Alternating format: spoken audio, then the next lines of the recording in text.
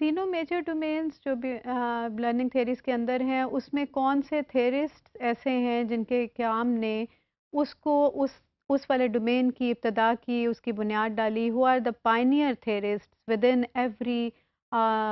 Domain of learning theories, जिसमें कि behaviourism में हम देखना चाहेंगे, कॉग्निटिविज्म में और कंस्ट्रक्टिविज्म में।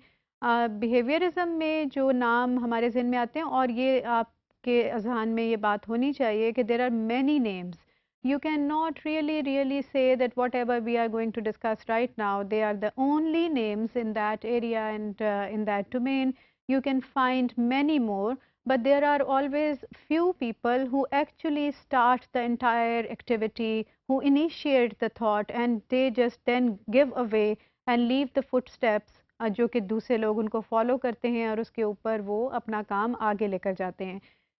ये वो नाम हैं, चंद नाम हैं जो कि पायनियर्स के तौर पे हम जिनको कह सकते हैं, उनके काम को हम सराहते हैं, और उसकी वजह से उन्हीं के हम असर, उन्हीं के ज़माने में और लोगों ने, या उनके चंद दहाइयों के बाद, चंद सालों के बाद हमें बहुत सा काम सिमिलरली उसी एरिया में होता हुआ नज़र आया।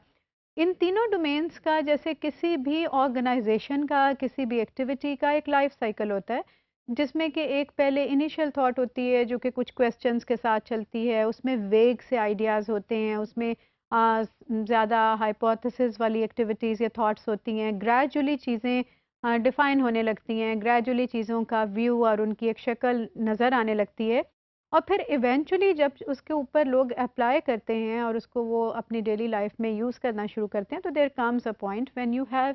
the opinion and point of view of many other stakeholders, and there comes the criticism. So that critique just give a way to further work, further research, and the scope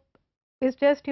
then gets developed more, and people continuously do research, और उसके अंदर वो काम करते ही चले जाते हैं, और नई तरफ की एक तवज्जो, नई तरफ की एक सोच डेवलप होने लगती है, और दोबारा से थोड़े से वही जो फर्स्ट फेज था जिसमें चीज़ें क्लैरिटी में नहीं होती, वही वाली स्टेज एंड पे भी आती है, जिसके बाद उसका लिंक अगले डोमेन के साथ निकलता है, क्योंकि ये जो सवालात टुवर्ड्स द एंड राइज होते हैं, इनके जवाबात ही लीड करते हैं टुवर्ड्स द अदर टाइप और टुवर्ड्स द अदर डोमेन और अदर लर्निंग थ्योरी। इसमें जो पायनियर्स में जो प्रिंसिपल नाम हमें याद रहता है एक प्रिंसिपल थेरिस्ट का, उसमें स्किनर का काम बहुत इम्पोर्टेंट है, जिन्होंने कि जो अपना काम था वो बेसिकली साइकोलॉजिस्ट थे, और उन्होंने स्किनर बॉक्स के नाम से उनके एक्सपेरिमेंट बहुत फेमस हैं। इससे पहले और इनका ऑपरेंट कंडीशनिंग का था, क्लासिकल कंडीशनिंग का मॉडल पेवलो के नाम से हम जानते हैं, और इन दोनों ही के कामों से बिहेवियरिज्म का पूरा स्कोप और उसका काम डिफाइन हुआ। स्किनर के काम में जब उन्होंने ग्रेजुअली रिवॉर्ड एंड पनिशमेंट का आंसर को नुमाया करना शुरू किया कि किस तरह से फिर ब्रेन किस तरह की चीज़ों पे कैसे रिएक्ट करता है, तो हमें नज़र आता है कि उसी से ही लिंक करके गोया कि हमारे ब्रेन की एक इनडायरेक्टली अनसेड एक इम्पॉर्टेंस एक्नॉलेज होने लगी, और कॉग्निटिविज्म की तरफ वो बहस चलना शुरू हो गई, और ना सिर्फ कॉग्निटिविज्म की तरफ चली, हमें उसमें फिर हल्की सी आवाज़ आप देखें और हल्का सा एक टच देखें, तो उसमें आपको कंस्ट्रक्टिविज्म का भी नज़र आएगा। कॉग्निटिविज्म में जो काम फेमस हमें नज़र आता है, बहुत से, अगेन मैं रिपीट करूँगी जो मैंने पहले कहा, कि उसमें बहुत से स्कॉलर्स हैं, there are many big names in this domain, जिसमें कि कॉग्निटिविज्म एंड देन कंस्ट्रक्टिविज्म, उसमें कंबाइंड काम भी है। कुछ ऐसे लोग हैं कि who started with the cognitivism and then gradually they went to the constructivism side,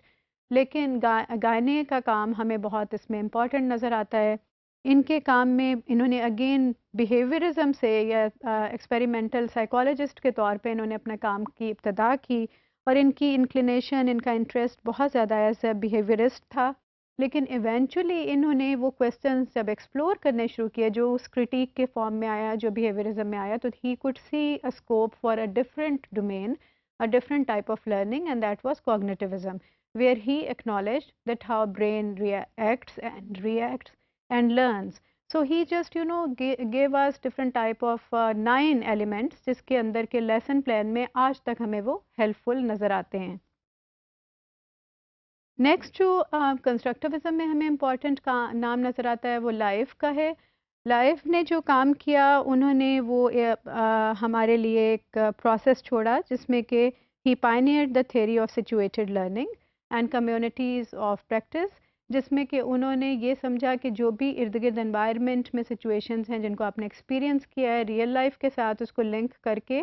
certain तरह की एक्टिविटीज़ और एट्रीब्यूट्स और स्किल सेट डेवलप हो सकते हैं, जिसके के ऊपर बेस करके कम्युनिटीज़ ऑफ प्रैक्टिस एग्जिस्ट करती हैं।